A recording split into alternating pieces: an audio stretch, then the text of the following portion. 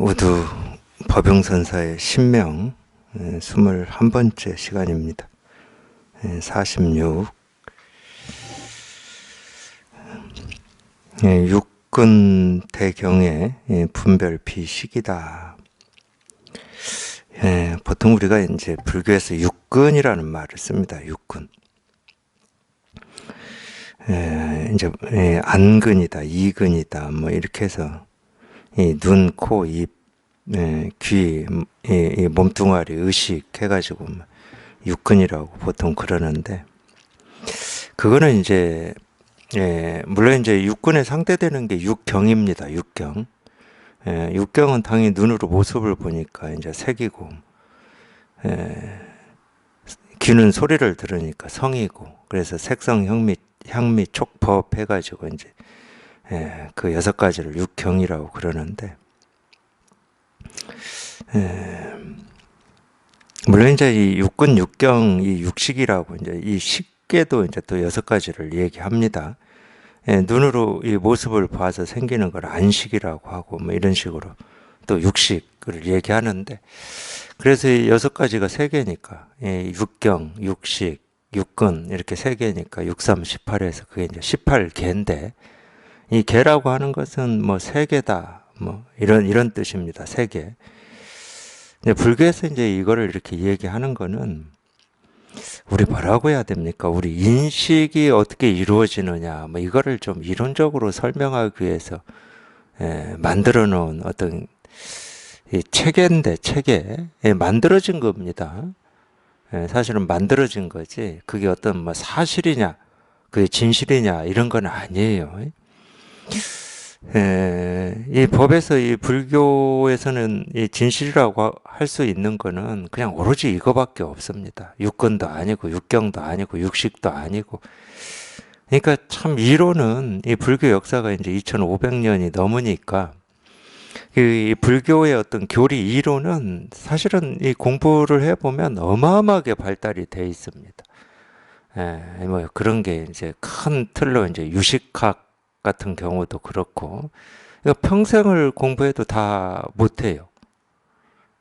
근데 전부 그거는 좀 우리 이해를 돕기 위해서 이치적으로 만들어 놓은 거거든요. 우리 의식으로 만든 겁니다. 쉽게 말하면. 근데 불법은 뭐냐면, 우리 의식에서 만들어진 어떤 게 아니에요.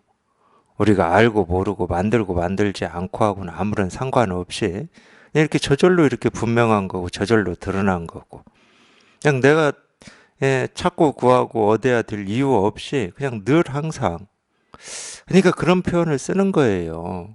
이 세상이 이 법을 드러내고 있다, 이런 표현을 그래서 쓰는 거예요. 내가 보는 이 모습이, 이 듣는 소리가 그냥 내가 찾고 구하고 얻고자 하는 이 진실을, 이걸 마음이라고도 하니까 내 본래 마음을, 이 본성을 또는 불성을, 부처님의 이 깨달은 법을 그냥 사물이 드러내고 있고, 사물이 다 실현하고 있다, 이런 얘기를 그래서 쓰는 거거든요. 그래서 이 불성이 드러나 있는 걸 우리가 부처라고 그러는 거거든요.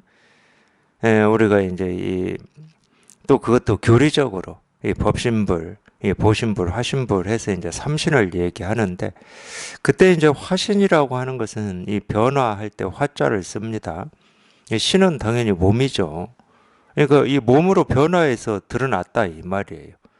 근데 이제 석가모니 부처님은 우리하고 똑같은 사람 몸으로 이 세상에 나오셨으니까, 이 사람의 몸으로 바꿔서 이 세상에 나오셨다, 이렇게 이 얘기를 하는 거죠, 화신은. 근데 그러면은 이 사람의 몸으로 변화된 것만 화신이냐? 아니죠. 우리가 보는 이 사물 또는 소리, 듣는 소리, 어떤 느낌, 그러니까 우리가 이 세상을 살면서 보고 듣고 느끼고 경험하는 이 하나하나 모든 걸로 몸을 바꿔서 이 부처님이 자기를 드러냈기 때문에, 부처가 어디에 있습니까? 그러면 사물마다에, 티끌마다에, 소리마다에 온통 부처 아닌 게 없다, 이렇게 답을 하는 거예요. 부처 아닌 게 없으니까. 깨달음 아닌 게 없고 도 아닌 게 없으니까. 그래서 이 진실을 이렇게 통하고 보면 그냥 이 세상이 이 도를 얘기하고 있다니까요. 옛날 선사들은 차라리 허공이 법을 설한다 이렇게 얘기했거든요. 허공이. 근데 허공이 법을 설한다 이렇게 얘기할 수 있습니다. 내가 보고 듣고 느끼고 경험하는 이 모든 것이 분별할 때는 그냥 경계고 사물이고 그냥 새소리고 물소리고 바람소리고 그냥 하늘에 떠 있는 해고 달이고 별이고 이러는 줄 알았는데 어느 날 문득 여기에 통하고 보니까 그 경계라고 여겼고 사물이라고 여겼던 그 하나하나가 정말 그냥 이 일이야. 이 진실이야. 도고 깨달음이야.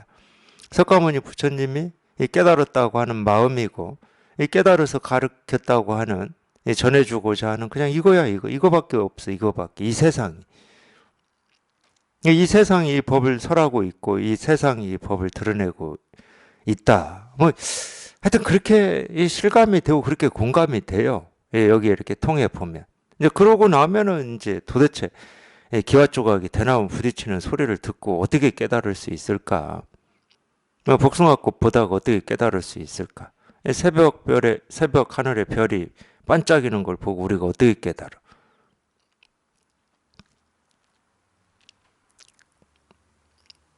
깨달을 수가 있죠. 다 법을 얘기하고 법을 드러내고 법을 설하고 있으니까. 사실 그게 사실 공부의 이제 핵심이고 우리가 뭐 육식이 뭐냐, 육근이 뭐냐, 육경이 뭐냐, 18개가 뭐냐 이런 건 몰라도 됩니다. 그거는 이제 이론을 따지는 사람들이나 예, 공부하는 거고 물론 안다고 해서 문제될 건 없어요. 이제 저는 제가 뭐 불교 이론이나 교리나 경전을 이렇게 공부한 사람은 아니었거든요. 저는 오로지 정말 이 깨달음 이게 뭔가 우리가 이 본래 마음이라고도 하고 도라고도 하고 하는 이게 뭔가 이거 한번 내가 직접 깨달아 봐야 되겠다. 근데 저는 거기에 이제 관심이 있었기 때문에 어떤 이 불교 교리 뭐 이런 거는 볼 생각도 안 했어요. 제가 이제 그런 발심을 하고 이 불교 공부를 해야 되겠다 할 때 이제 또 다행히 만난 게 저는 선이었거든요. 물론 이 거중만 있는 선이다 하더라도 선이었어요. 하여튼 그게 이제 뭐 제 어떤 생각하고 맞았겠죠. 이 깨달음이라고 하는 게 그 전에 삶에서는 이 세상에 대해서든 이 삶에 대해서든 뭐 다양한 책들을 읽고 삶에 대해서 더 많이 하려고 애쓰고 노력하면서 이제 살았기 때문에 이 깨달음이라고 하는 게 어떤 지식의 축적이나 이 알므로 이루어진다 그러면 저는 흥미를 안 가졌을 것 같아요. 이 알미라든지 지식을 뛰어넘는 어떤 거, 우리 의식을 뛰어넘는 그 어떤 것이었기 때문에 저는 흥미를 더 가졌을 것 같아요. 그렇게 하나 둘씩 쌓았고 기억하고 이런 방식을 통해서 깨달아진다 그러면은 세간에 공부하고 뭐가 다르겠습니까? 근데 어쨌든 저는 이 깨달음에 대한 어떤 제 머릿속의 그림이 그런 그림은 아니었어요. 비록 이것도 이제 그림이지만 그 그림은 아니었어요. 어쨌든 이 의식 넘어 이 의식으로 헤아릴 수 없는 어떤 거를 직접 이렇게 경험하고 체험하는 거고 통하는 거다. 이 정도 그림은 있었습니다. 그러니까 뭐 경전을 읽는다든가 이 불교에서 쓰고 있는 개념들을 제가 이해하고 안다든가 이쪽 길은 가고 싶지 않았어요. 뭐가 뭔지는 모르지만 무슨 일이 있어도 이 깨달음이라고 하는 게 뭔지 모르지만 직접 부딪혀서 어떤 이 쿵 하는 어떤 이런 깨달음의 체험, 그런 실감 뭐 이런 게 이루어져야 이 세계와 그냥 통할 수 있을 거다. 뭐 이런 막연한 제 나름대로의 그림이 있었습니다. 그래서 이제 일부러도 불교에서 얘기하는 어떤 개념들이나 경전이나 교리를 전혀 안 봤습니다. 그러다가 이제 제가 제 스승님을 정말로 다행스럽게 만나가지고 제가 그토록 원하던 이제 이 깨달음의 체험이라고 해야 됩니까? 이렇게 통한다라고 하는 이제 이런 체험을 하게 된 거죠. 이제 그러고 나서부터 이제 이 불교에 대해서 저는 더 관심을 가진 것 같아요. 불교에서 왜 이런 얘기를 하는지, 교리에서 왜 이런 얘기를 하는지. 저는 그러니까 체험하고 나서 어떤 이 불교 경전이나 교리, 불교에서 쓰고 있는 이 개념들을 공부한 것 같아요.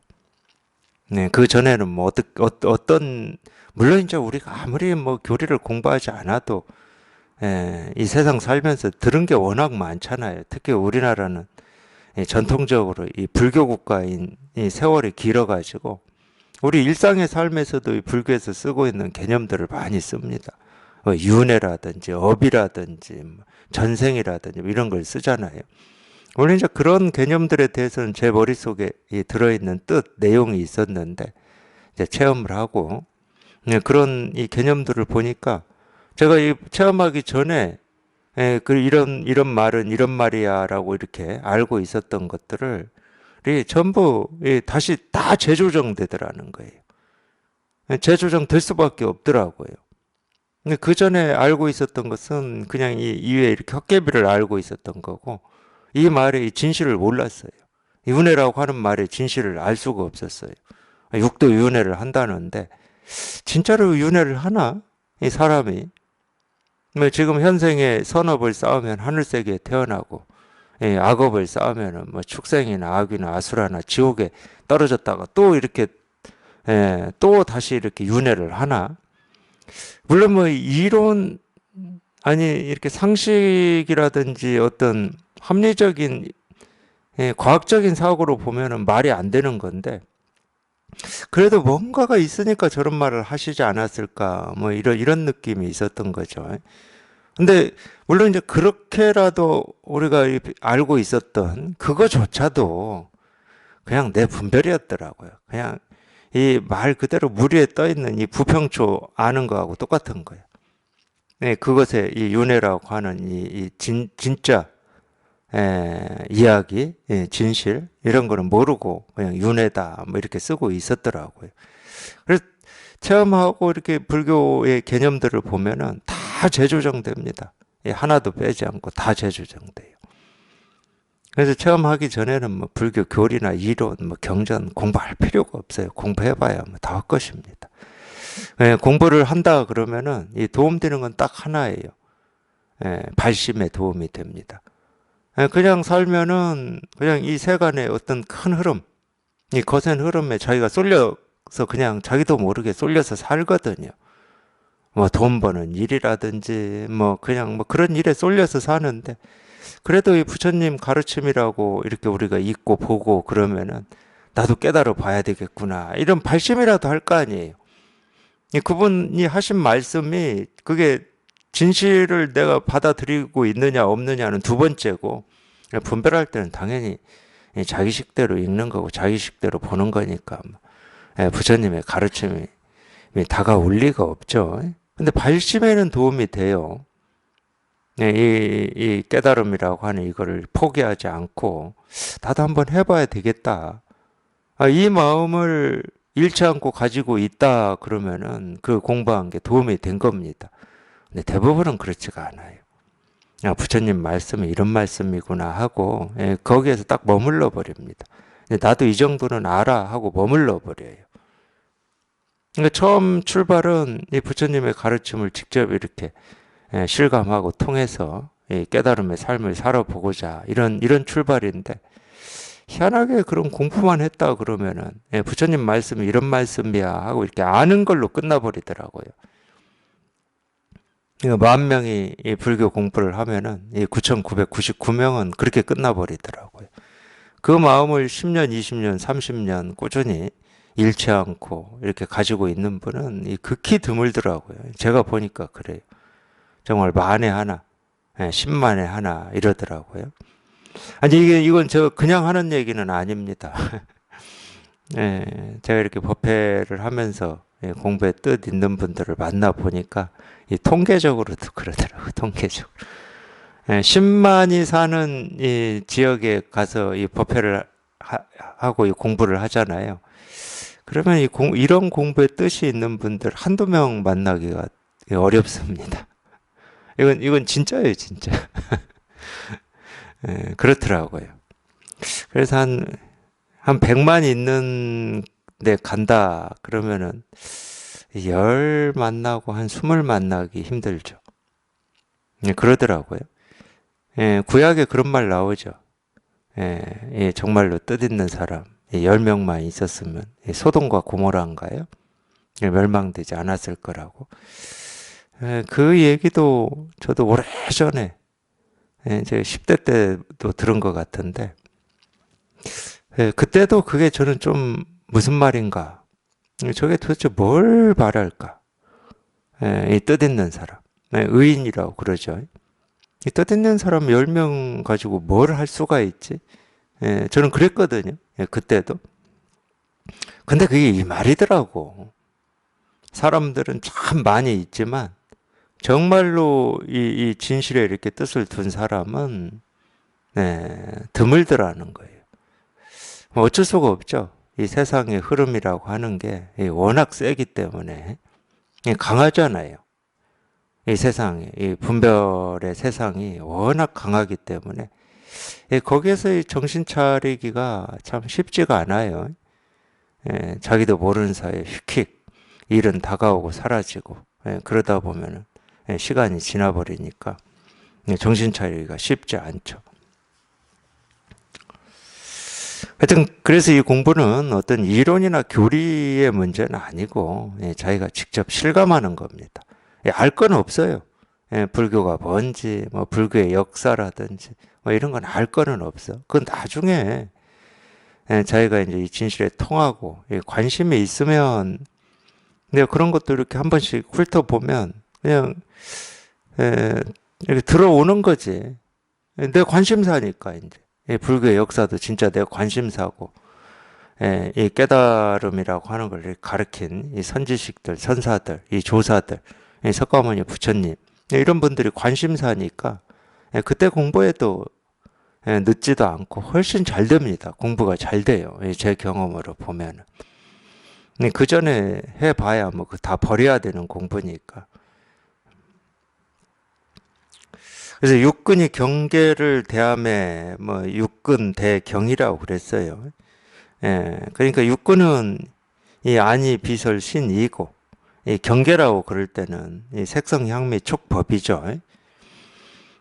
분별 비식이다. 분별하여도 식이 아니다.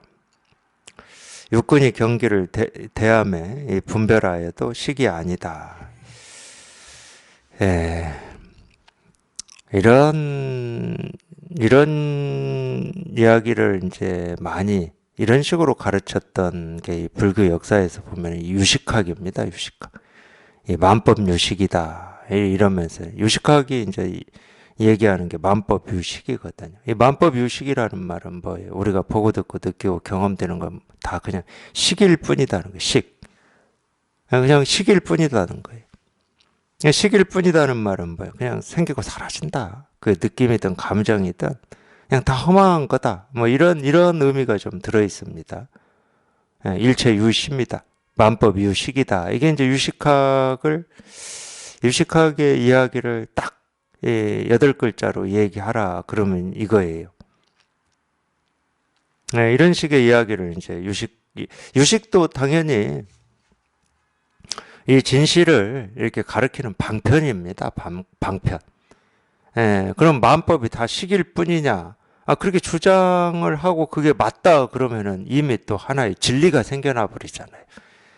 그런 말은 아니에요. 당연히 방편의 말이에요.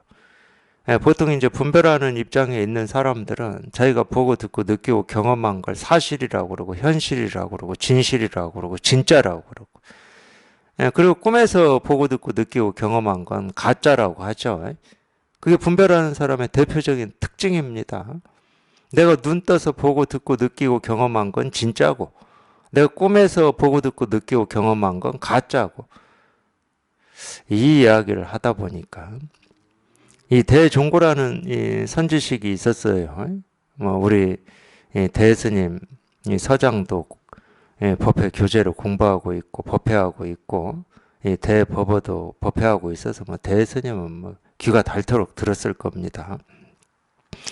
이 대스님이 이제 이 법을 가르치는 이 선지식으로 활약을 하실 때 물론 이제 이 대스님 안목이 출중하신 분입니다.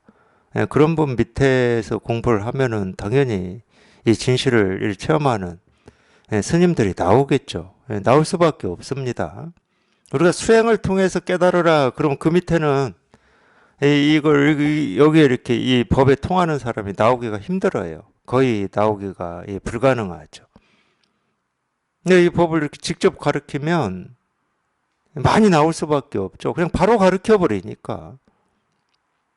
그러니까 이 바로 가르치는 게 어떤 효과가 있는지는 이제 나중에 자기가 체험을 해서 공부를 해보면 압니다. 이 바로 이렇게 법을 이렇게 바로 가르치는 게 왜 이 중생의 분별을 그냥 뚝 잘라버리고 이 진실을 체험하게 하는지는 나중에 자기가 체험하고 공부를 더 깊이 해보면 알아요. 그래서 이 방편 쓰는 걸 보면은 방편 쓰는 거에 따라서 그 사람의 공부가 보이는 거거든요. 방편을 어떻게 쓰느냐, 어떤 방편을 쓰느냐에 따라서 딱 보여요. 그러니까 보통 이제 이 선이라고 그러면은 이 직진심 견성 성불이거든요. 그냥 바로 가르쳐 버립니다. 도가 뭐냐 이거다, 부처가 뭐냐 이거다 하고 바로 가르쳐요. 이렇게 바로 가르쳐 버립니다. 대스님 밑에서도 그냥 이 진실을 체험한 스님들이 꽤 나왔어요. 또 이제 대스님은 이 제가자들하고 또 편지로 이 법을 이렇게 묻고 답하고 가르치는 게 있었는데, 제가자들 중에서도 체험한 분들이 꽤 나왔죠. 대스님하고 인연을 맺고 공부하신 제가자들 중에서도. 그래서 이제 이 공부를 하시다가 이 진실을 이렇게 통하고 오면은 이 묻는 것 중에 하나가 그거였어요. 꿈과 깨미 다르냐 같으냐, 이걸 꼭 물었어요, 대스님은. 제가 지금 방금 한 얘기 때문에 갑자기 생각나서 말씀드린 겁니다. 왜 그러냐면 이 중생의 이 특징 중에 하나가 그거예요. 내 눈으로 직접 보고 몸으로 느끼고 뭐 귀로 듣고 손으로 만지고 한 건 진짜고, 꿈속에서 보고 듣고 느끼고 경험한 건 가짜고 허망한 거다. 이게 이 중생의 대표적인 특징입니다.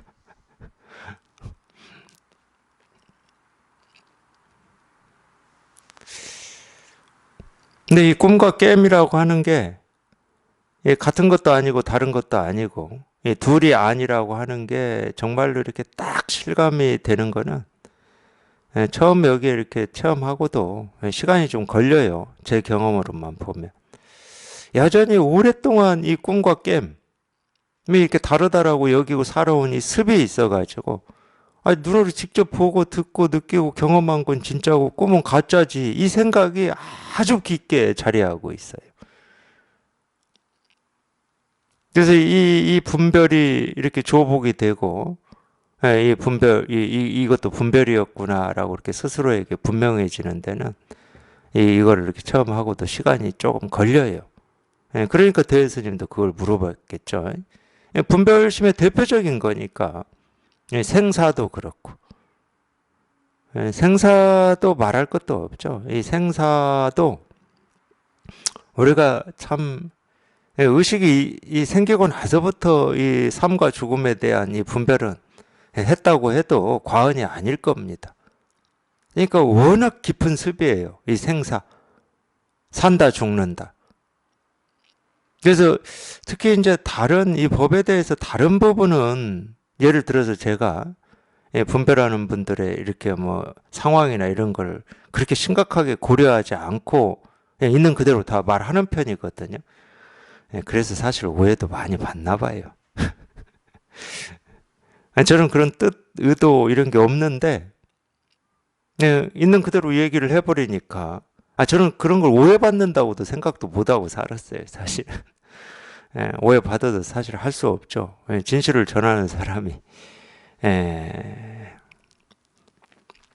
그런 거에 연연해 할 수는 없잖아요. 근데 이제 배려는 해야죠. 고려는 해야 됩니다. 어쨌든 이 분별의 세상에 살기 때문에. 근데 제일 이야기할 때 그래도 이렇게 고려하고 배려하고 조심스러운 거는 죽음입니다. 죽음. 죽음에 대한 얘기를 저는 제일 많이 배려해요. 그럴 수밖에 없잖아요. 이 세상의 기본적인 거는 뭐 건강하게 오래 사십시오. 이게 기본 인사잖아요, 인사. 그게 기본 인사예요.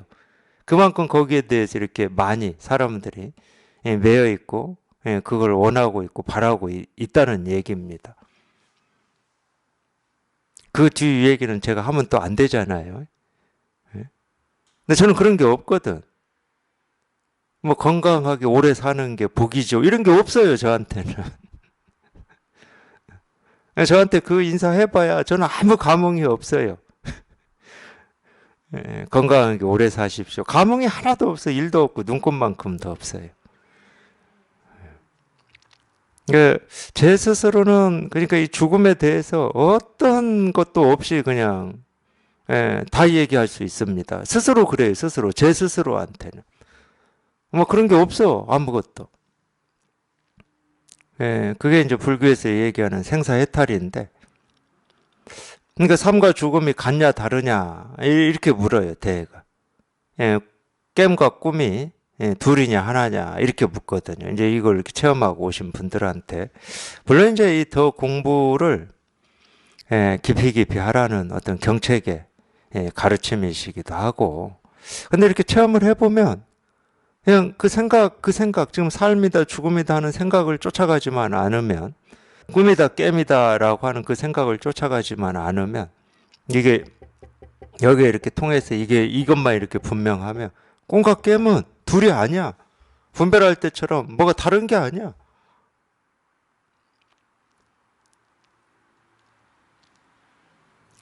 꿈이나 깨어서 보고 듣고 느끼고 경험하는 거나 뭐 똑같은 거죠. 그러니까 이 장자도 그런 얘기를 했겠죠.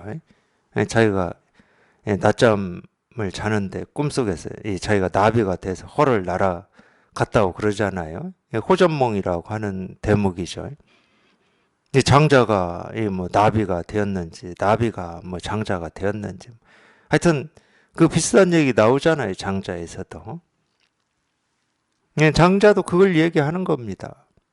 분별할 때는요, 우리가 눈 떠서 뭐 보고 듣고 느끼고 경험한다 해도 다 꿈꾸는 거고, 잠잘 때 이 꿈에서 보고 듣고 느끼고 하는 것도 꿈꾸는 거고, 똑같은 꿈이에요. 잘 때 꾸는 꿈이나 깨어서 세상 산다고 하는 거나 그냥 꿈일 뿐이야. 그냥 전부 꿈이야. 다 분별만 하고 있으니까. 거기는 진실이 없으니까 거기에는. 그냥 분별만 하고 있는데 무슨 진실이 있겠습니까? 그래서 우리가 이 깨달음이라는 말을 쓰는 거거든요. 깨달음. 그 꿈에서 깨어나라는 말이에요. 잘 때 꾸는 꿈에서 깨어나라는 말이 아니야. 눈 뜨고 꾸는 그 꿈에서 깨어나라. 그러고 보면 참 우리가 정말로 평생을 그런 눈 뜨고 꿈만 꾸고 살았다. 그러면 억울해서 죽을 일일 거예요. 그렇지 않습니까? 50년, 60년을 살았는데 꿈만 꾸고 살았어. 그거 헛산 거잖아. 한 번밖에 없는 생인데 벌써 그 생을 그냥 그 시간을 헛살아 버린 거야. 그래도 다행이죠. 아직 생이 남아있잖아. 그 꿈에서 깨어나서 살 수 있는 삶이 아직 있잖아. 이런 면으로 보면 참 다행이야. 근데 이 지금까지 살아온 삶을 보면은 참 정말 이럴 수가 있을까, 뭐. 그런 마음이 들죠. 그러니까 이 대 이야기를 오늘 제가 지금 벌써 두 번째 하는데, 대가 어떻게까지 이 얘기를 하냐면은요. 우리가 이 산길을 가다가 뭐 늑대를 만나고 이리를 만나고 호랑이를 만나고 맹수를 만나는 독사를 만나는 것보다 우리 이 분별망상이 100배 1000배나 더 뭐라고 해야 됩니까? 위험한 일이라고 해야 됩니까? 심각한 일이다. 이렇게 표현해야 됩니까? 저도 대법어의 이제 그 구절을 참 믿고, 처음 읽을 때는 이건 그냥 솔직하게 더 말씀드리는 거예요. 아무리 그래도 그냥 발심해서 공부하라는 얘기를 이렇게 좀 과하게 표현하셨겠지. 저는 그랬어요. 솔직하게. 처음 읽었을 때는. 길 가다가 맹수 만나서 죽어버리는데 뭐 그러니까 쉽게 얘기하면 이 공자가 아침에 도를 들으면 저녁에 죽어도 좋다. 이 말도 저는 처음에는 그렇게 알아들었습니다. 아침에 도 들었다고 저녁에 죽을 것 같으면 나 도 안 해 이랬어요. 처음 들었을 땐 중고등학교 때. 근데 석가모니 부처님은 더 하시더라고. 지금 당장 도를 들으면 지금 죽어도 여한이 없다. 이렇게 말. 그래서 저는 이제 그런 얘기들이 살아있을 때 발심해서 공부를 해라. 이거를 좀 그렇게 과하게 직설적으로 표현하신 말씀들이구나. 이렇게 알아들었어요. 제가 이 공부를 하고 있었음에도 그런 말을. 근데 제가 공부를 더 해보니까 그 말이 진실이에요. 우리 분별망상보다 우리한테 더 해를 끼치는 건 이 세상에 아무것도 없더라고. 당장 눈앞에 뭐 독사를 만나고 호랑이를 만나고 늑대 이리를 만나서 죽음이 총각이다 하더라도 우리 분별망상보다는 독하지 않더라고. 공부를 좀 깊이 해보면 그 말이 진실이다는 게 실감이 됩니다. 오로지 우리 분별망상, 다른 말로 하면 이 눈 뜨고 꿈꾸고 사는 그건 살아도 산 게 아니잖아요. 그거보다 더 큰 일이 어디 있어요? 살아도 산 게 아닌데. 그러니 오죽했으면 운문이라고 하는 이 선사가 그랬을 거예요. 운문이. 어느 날 어느 마을을 이렇게 지나가는데 그 마을에 이제 사람이 하나 죽은 거죠. 그때 뭐 평민들이 뭐 상여가 있었고 지금이야 이제 이 꽃상여라고 하는 게 예를 들면 평민들도 다 쓰고 있었지만 지금은 이제 그것도 없고 그냥 화장하니까. 평민들이 무슨 꽃상여가 있었습니까? 계급사회였을 때 거짓대기 양쪽에 짝대기 박아가지고 네 사람이 시체 올려놓고 들고 묻으러 가는 거죠. 산으로 가겠죠, 산으로. 묻으러. 그게 이제 장사 지내는 건데 그렇게 네 명이 죽은 시신 하나 거적대기 위에 놓고 메고 가고 있었어요. 그러니까 운문이 그러죠. 죽은 놈, 낸 놈이 산 사람 하나 메고 가는구나. 이렇게 얘기를 하잖아요. 그 말도 저는 못 알아들었었습니다. 당연히 못 알아들었죠. 도대체 무슨 얘기야, 저.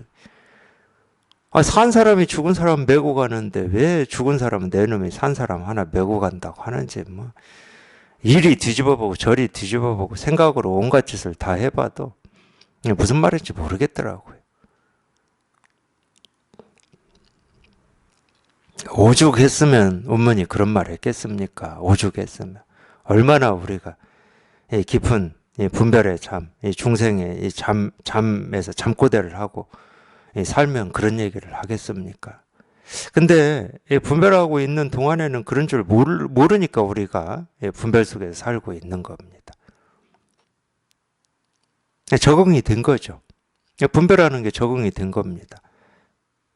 이 적응이라고 하는 게 참 무서운 건데 오늘 좀 세상이 좀 누랬잖아요. 황사 미세먼지로. 날이면 날마다 이렇게 맑고 푸르다가 오늘 같은 날이 하루 갑자기 일어난다. 그러면 이게 뭐 세상 종말이 오나 하면서 경각심이 엄청나게 높아질 겁니다. 코로나 처음 나왔을 때도 그랬잖아요. 어느 도시에 한 명만 나와도 그냥 이 전국이 다 큰일 났다고 막 이럴 때잖아요. 근데 그것도 적응이 돼가지고 1년 지나고 뭐 이러다 보니까 이제 좀 무뎌지잖아요. 적응이 됩니다. 그렇게. 분별도 그렇게 적응이 되는 거예요. 그냥 분별하는 게 너무 당연한 것처럼 이렇게 적응이 돼서 그냥 이게 삶인가 보다. 이렇게 살다가 죽는 게 인생인가 보다. 이렇게 적응이 돼버리는 거죠. 근데 희한하게도 거기에 적응이 안 되는 사람들이 있어요.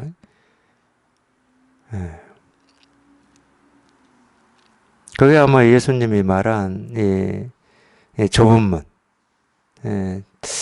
이 좁은 길이라고 해야 됩니까? 그쪽 길을 가는 사람들일 거예요. 저희 말로 하면은 이 법에 대한 이 뜻을 잃지 않고 어쨌든 그 목마름과 이 갈증으로 그냥 이 공부를 하고자 하는 사람들.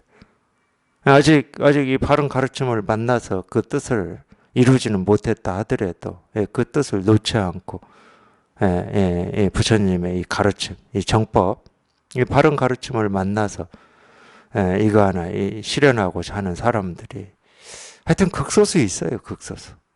극소수로. 그런 분들은 그 뜻이 손톱만큼이라도 있고 털끝만큼이라도 있다. 그러면 그 뜻을 잃지 마시고 이런 가르침에서 자기 뜻을 한번 이루어 보셔야 됩니다. 이룰 수 있어요. 다. 누구나 할 수 있습니다.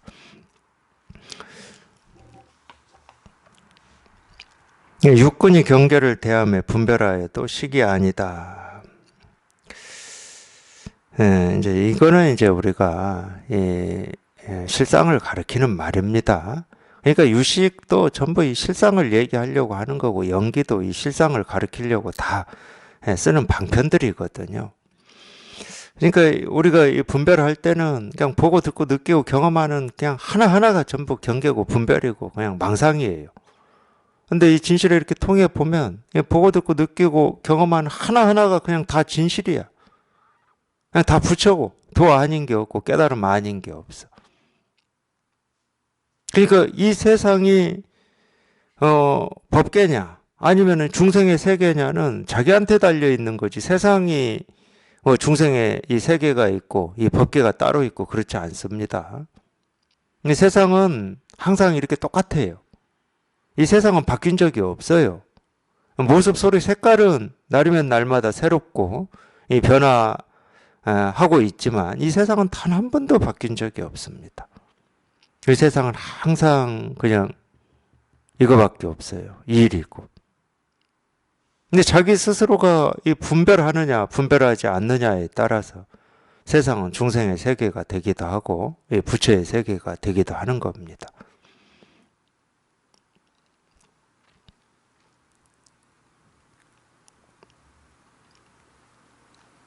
그래서 이 진실이 분명하면 보고 듣고 느끼고 경험하고 사는데 그냥 아무 일이 없어.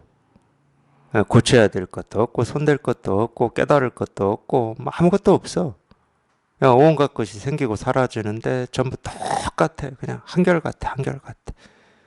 이 한결같음이라고 하는 이게 따로 있는 게 아니고 온갖 것이 생기고 사라지고 변화하는데 한결같아. 그냥 똑같아. 그냥 이거밖에 없어. 이거밖에. 이 일 하나에 그러니까 온갖 물결이 생기고 사라지지만 물밖에 없는 거하고 똑같은 거예요.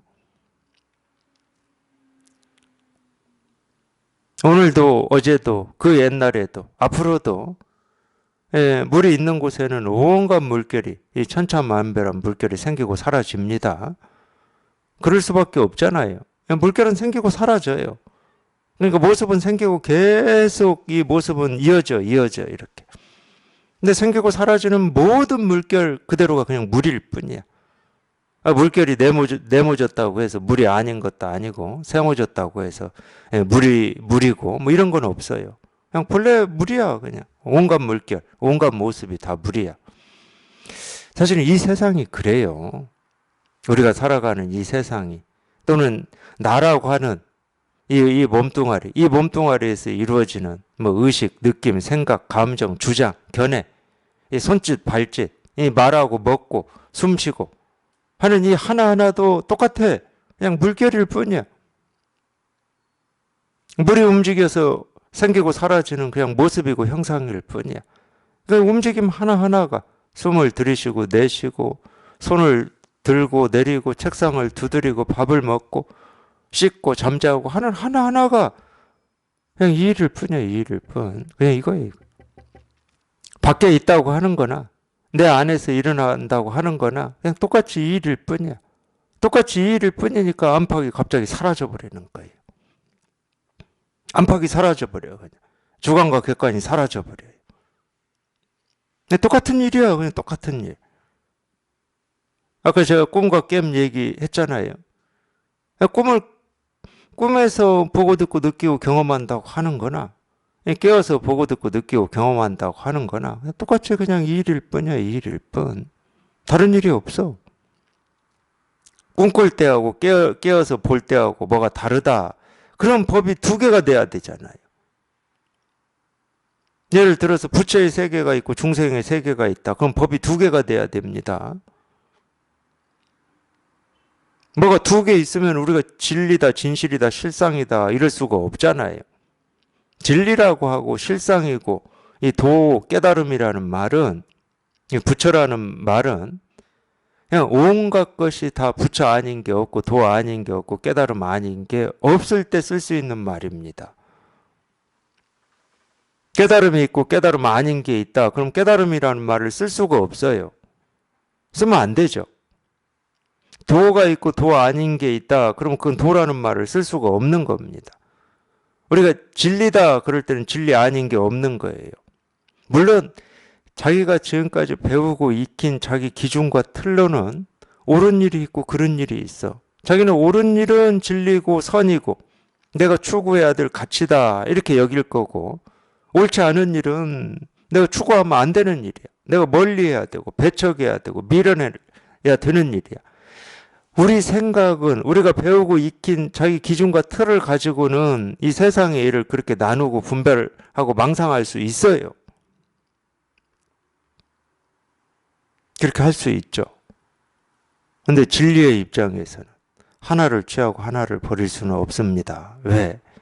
내가 옳다고 여기는 거나 그러다고 여기는 거나 내가 선이라고 여기는 거나 악이라고 여기는 거나 이 진리의 입장에서는 다 자기 자식이거든. 다 자기 자식이거든. 근데 어떻게 하나를 버리고 하나를 취해요? 그러니까 우리 본래 마음, 이 진리, 도, 깨달음은 분별을 못해요. 분별하고자 하는 마음도 없고 뜻도 없어요. 분별하면 자식 하나를 살리고 자식 하나를 죽여야 된다니까. 분별하자마자. 그런 일을 어떻게 해? 그리고 이 세상이 자기 스스로인데 분별하자마자 자기 팔 하나는 취하고 팔뚝 하나를 잘라서 버려야 되는 거예요. 그런 일을 어떻게 하냐고. 그러니까 우리가 분별 망상 속에 산다는 것은 끊임없이 자기한테 막 이 자해를 하는 거하고 똑같습니다. 그러니까 우리가 인생이 무겁고 괴롭고 힘든 거지. 번뇌가 있는 거지. 끊임없이 자해하는 거예요. 자해하고 또 치료해서 좀 나으면 좋다고 그러고, 그리고 또 금방 또 자해하고 또 치료하고.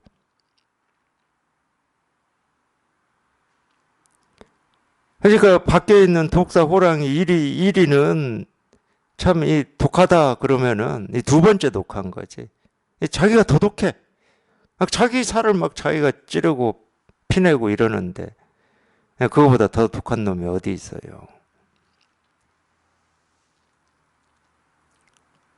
근데 워낙 우리가 알 수 없는 때부터 분별 망상만 해와가지고 거기에 익숙해져 버렸어요. 익숙해져 가지고 그걸 삶이라고 그래. 야, 이런 게 삶이지. 이런 삶은 이렇게 살아야지.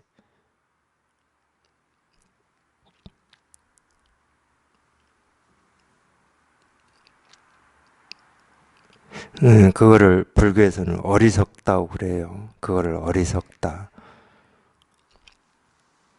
자기 스스로가 이 세상의 주인이면서 하나를 취하고 하나를 버리면서 지금 끊임없이 다람쥐 쳇바퀴 돌듯이 그렇게 살고 있기 때문에 어리석다고 그러는 겁니다. 자기가 옳다고 하는 거나 그러다고 하는 거나 자기 왼팔 오른팔인데, 그러니까 아담과 이브가 에덴 동산에서 왜 쫓겨났는지 바로 아시잖아요. 바로 아시겠죠. 이 선악을 구분하는 것 자체가 자기 오른팔은 그대로 두고 왼팔을 버리려고 하는 그 말도 안 되는 허망한 생각이고 허망한 행위이기 때문에 쫓겨난 겁니다. 스스로 쫓겨난 거예요. 분별하자마자. 누가 쫓아낼 필요도 없어. 누가 벌 줄 필요도 없어요. 그냥 스스로 분별하면은 스스로 벌 받는 거예요. 그러니까 이 세상에는 이 주제자가 필요치 않습니다. 신이 필요치 않아요, 사실은. 벌 주고 뭐 칭찬할 사람이 필요하다 그러면은 이 신도 필요하고 뭐 이 주제자가 필요한데 그렇지 않아. 자기 스스로 분별하면 스스로 벌 주고 스스로 괴롭고 분별해서 벗어나면 그냥 스스로 선하고 그냥 스스로 분명하고 저절로 돌아가게 돼 있어. 이 세상은 내가 어찌하지 않아도.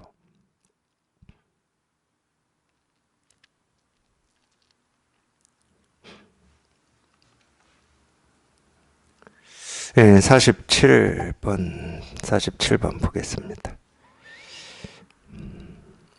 일심무망이면 만연 조직이다.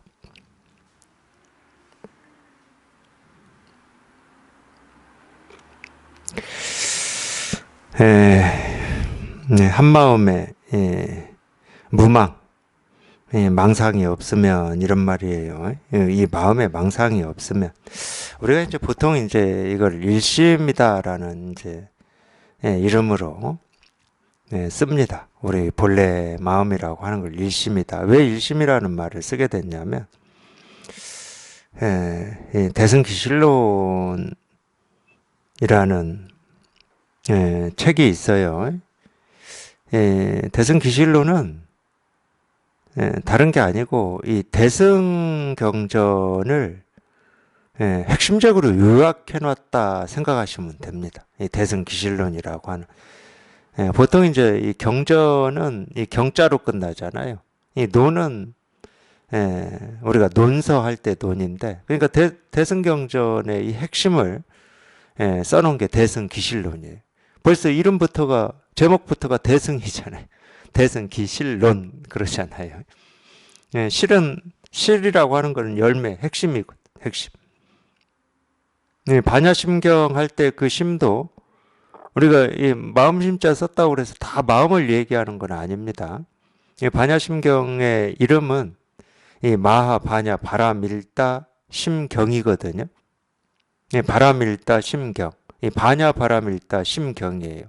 그때 이 반야심경의 그 심자는 마음을 얘기하는 게 아니라 중심을 얘기합니다. 중심. 반야, 바라밀다의 핵심되는 가르침. 이 경은 가르침이 말씀이거든요.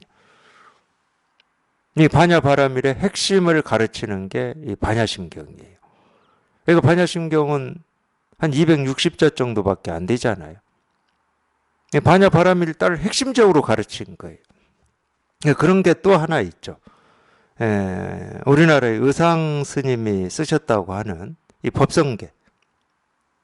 법성계라고 하는 게 있습니다. 그 방대한 이 화엄경의 이 가르침을 법성계는 정확히 210자예요.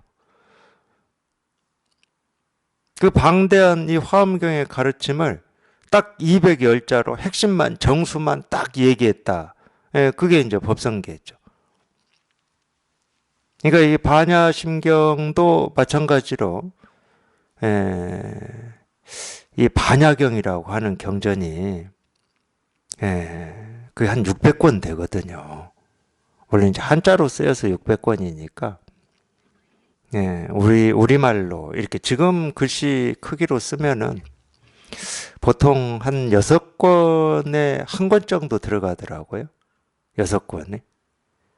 6권에 한 권 정도 이런 책으로 이렇게 나오더라고요. 그 당시에 책 6권이. 그럼 600권이면은 지금 이런 말로 이렇게 다 번역을 해서 출간을 해도 한 100권은 나온다는 얘기입니다. 그러니까 어마어마한 분량이죠. 그 반야경의 요체 핵심 정수를 요약해 놓은 게 사실은 반야심경입니다. 반야경이라고 하는 경전에 이 반야심경도 있고 우리가 잘 알고 있는 이 금강경. 금강경도 금강 반야 바라밀다 경이거든요. 그걸 이제 요약해서 그냥 금강경이라고 하는 겁니다. 금강경도 반야경 안에 있는 소경전이에요. 소경전. 근데 금강경보다도 핵심을 이렇게 압축해 놓은 거는 반야심경이 훨씬 압축해 놓은 느낌이 있어요. 읽어보면. 화엄경 압축해 놓은 게 의상스님의 이 법성계듯이. 이 법성계 아마 제가 우도 법흥선사의 이 신명 끝나면은 아마 바로 할 게 의상대사의 법승계일 겁니다. 화엄일승 법계도라고 이름이 화엄일승 법계도라고 하고 법성계라고 또 부르고 그러는 건데 그러니까 이 법성계 공부하면은 이 방대한 화엄경 뭐 다 공부하지 않아도 사실은 돼요. 그리고 반야신경 공부하면은 반야신경만 제대로 알면은 그 방대한 이 반야경을 다 공부 안 해도 됩니다. 근데 이제 깨닫고 나서 이제 관심이 있으니까 이제 경전도 보고 그러는 거예요. 보게 되더라고요. 관심이 있으니까 보게 되는 측면이 첫 번째고, 두 번째는 아무래도 우리가 이제 이런 목마름이 있고 갈증이 있으면 제일 먼저 찾는 게 책이잖아요. 책. 제일 쉽게 접할 수 있는 겁니다. 도대체 뭐라고 얘기를 했는지, 내 갈증을 어떻게 풀어야 되는지, 이 책입니다. 그래서 이제 저같이 이제 이렇게 법을 펼친다고 하고, 뭐 중생제도를 한다고 하는 이런 사람은 그런 공부도 좀 할 필요가 있긴 있더라고요. 그게 두 번째 이유예요. 왜냐면 그런 공부를 열심히 해서 오신 분들하고 대화도 하고, 그분이 가지고 있는 그걸 가지고 이 법으로 안내하고 이렇게 이쪽으로 끌어올리려면은 그런 지식도 어느 정도 필요하긴 하죠. 저 사람 무식해서 대화 안 되네 하고 그냥 가버리면 어쩔 겁니까? 뭐 상관은 없는데, 상관은 없는데. 그래도 그런 이 문을 가능하면 넓게 넓게 열어놓는 게 훨씬 좋잖아요. 그런 분들도 자기 본래 목마름 이거를 이렇게 충족할 수 있게 이쪽으로 안내를 요구가 있다 그러면 해야죠. 인연이 되면 해야죠. 이제 그런 두 번째 이유가 있어요. 그래서 이 대승기실론으로 돌아가서 이 우리 본성을 대승기실론에서는 일심이라고 표현합니다. 일심이문이다 이렇게 표현해요. 이 하나의 마음에 이 두 개의 문이 있다. 하나가 진여문이고 하나가 생멸문이다. 근데 이 진여문, 생멸문은 전부 이 일심, 우리 본성이라고 하고 깨달음, 도, 실상이라고 하는 여기에서 생기고 사라지는 문입니다. 이 깨달음이라고 하는 것도 부처도 사실은 이 여기에서 생기는 거예요. 여기에서. 우리가 이 말할 수 없고 분별되지 않는 여기에서 생기는 거예요. 그걸 우리가 진여문이라고 그래요. 이 분별되지 않는 그걸 이제 이 대승에서는 공이라고도 하죠. 생멸문은 뭐 다 아실 거예요. 당연히 우리 분별을 생멸문이라고 그러죠. 그러니까 이제 이 불교에 좀 관심을 가지고 불교 공부를 하신다는 사람들의 이 거의 대부분은 이 분별에서 벗어나서 이 분별 없는 이 깨달음으로 들어간다. 이렇게 공부하고 계세요. 대승을 잘못 공부한 거죠. 대승의 핵심은 그거라니까요. 일심이문. 이거는 분별된다, 분별되지 않는다라고 얘기할 수 없는 거야. 뭐라고 얘기할 수가 없어. 여기에서 깨달음도 어리석음도 부처도 중생도 다 생기고 사라지는 거지. 부처가 답이 아닙니다. 진여가 답이 아니에요. 여기에서 생기는 거예요, 여기에서. 그러니까 부처도 이 일심의 사실은 이 자식이거든. 분별도 마찬가지야. 근데 보통 이 분별하시는 분들은 이 깨달음을 추구하고 분별을 버리려고 그래. 그거는 뭐냐면 우리가 세간의 삶에서 내가 옳다고 여기는 삶은 취하고 내가 좀 부끄럽고 고통스럽고 힘들고 이런 삶을 버리려고 하는 거하고 똑같은 겁니다.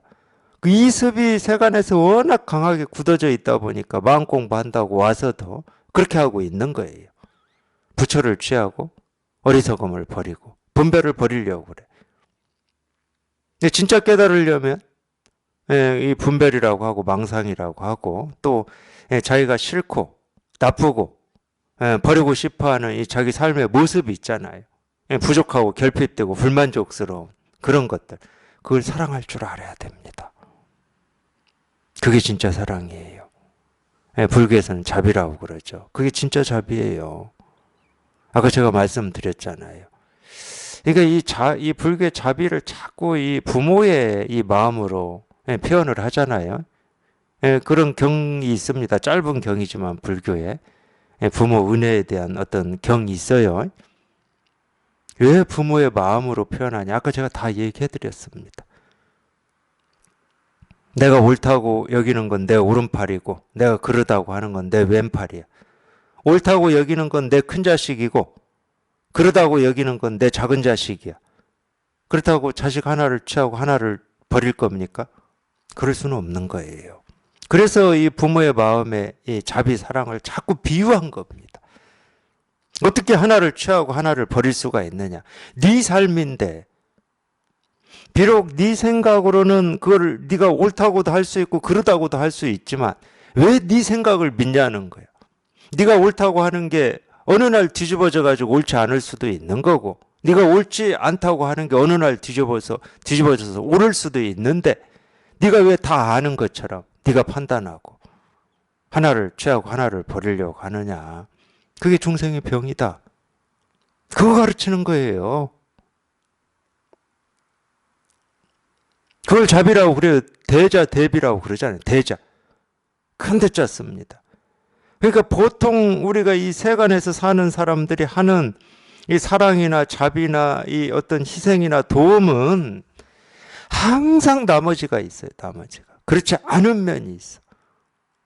근데 진짜 큰 자비, 진짜 큰 사랑은 뭐냐? 나누지 않는 거야. 옳고 그름을 나누지 않는 거야. 좋고 싫음을 나누지 않는 거야. 취하고 버림을 나누지 않는 거야. 그게 부처님의 가피고 그게 부처님의 유신력이라고 하는 겁니다. 그게 가피예요. 내가 원하는 걸 들어주는 게 가피가 아니야. 그거는 정말로 졸장부지, 졸장부. 그 정도로 종교를 얘기해버리면 그거는 뭐 논할 필요가 없어요. 그래서 이 힘의 크기는 너무 커가지고 우리가 우리 의식으로 우리 생각으로 헤아릴 수가 없다니까. 정말 어디까지가 옳은 거고 어디까지가 그런 건지를 우리는 알 수가 없어. 알 수가. 그러니까 내 맡기는 수밖에. 네가 판단하고 네가 결정하려고 하지 마라. 네가 판단하고 네가 결정하는 건 다 분별이야. 그러니까 이 공부할 때 굉장히 이 공부에서 중요한 이 태도가 하나 있어요. 이 공부에 대해서는 전적으로 선지식한테 맡겨야 됩니다. 안 그러면 못 해요. 하다가도 그만두게 돼 있어. 이 자기 생각이나 자기 뜻이나 이 공부에 대해 자기 의지가 조금이라도 생기면 당연히 그만두게 돼 있어요. 제가 세간의 삶을 예를 들어서 선지식한테 맡기라고는 안 합니다. 그건 알아서 판단하세요. 근데 이 공부에 대해서만큼은 전적으로 맡겨야 됩니다. 내 생각을 틱을 만큼은 더 끼면 안 돼요. 그럼 못 한다니까. 어떻게 나를 가지고 나 없는 세계에 들어갈 수가 있어요. 사람에 맡기라는 얘기가 아닙니다. 물론 이제 우리가 이 분별할 때는 이 선지식이라고 하는 게 사람으로 더 먼저 크게 다가올 겁니다. 네, 그럴 수 있어요. 충분히 그럴 수 있습니다. 분별밖에 못하니까. 근데 공부를 하면 할수록 이 선지식은 사람이 아니에요. 어떤 모습지어진 이런 걸 선지식이라고 하질 않아. 우리가 사라는 표현을 쓰잖아요. 스승. 물론 이 법을 전하는 사람이 분별의 입장에서는 모습으로 볼 때는 이 법을 전하는 그 사람을 스승이라고 하죠. 사람이 스승이겠습니까? 이거 공부를 해야 돼요. 공부를 해보면 진짜 스승은 이거예요. 이거야. 그러니까 이거를 가르치는 사람을 우리가 스승이라고 부를 수 있는 거지. 그러면 이게 진짜 스승인데, 그럼 이게 밖에 있는 거냐? 밖에 있는 어떤 사람이냐? 뭐 어떤 2500년 전에 태어나서 깨닫고 죽은 사람이냐? 아니라니까. 이거는 자기 스스로 다 갖추고 있는 거야. 그래서 어찌 보면 이 공부라고 하는 게 진짜 스승을 찾아 나가는 게 이 공부입니다. 진짜 스승을 찾아 나서는 거야. 근데 찾아서 보니까 자기 스스로야. 그게 진짜 스승이었던 거야. 그 길로 가게 안내해주는 게 사실은 선지식이에요. 네 스스로 다 갖추고 있는 그 스승을 찾아가게 안내해주는 거.